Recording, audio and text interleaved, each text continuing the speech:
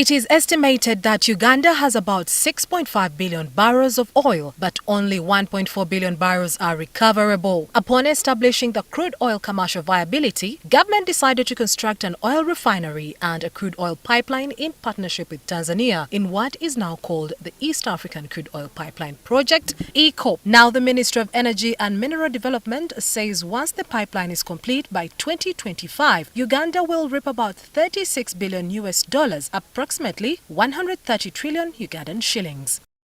And that is just the monetary benefit.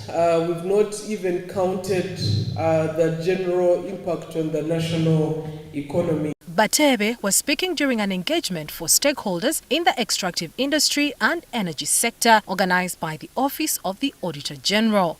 If we manage this sector transparently and effectively, we are capable of generating huge revenues which can be used to improve our socio-economic conditions in the country. The Permanent Secretary also revealed that Uganda will soon export hydropower to neighboring countries once Karuma Dam is connected to the national grid with 600 megawatts of power. We're working with DRC to ensure we have a 400 kV line delivering power to eastern DRC and also going to serve a number of mining areas in the DRC. We are working with South Sudan at feasibility study today to ensure that we also have an interconnection project through Juba, through Nimule to Juba. As Uganda plans to export hydropower, it should be noted that many Ugandans are still not connected to the national grid.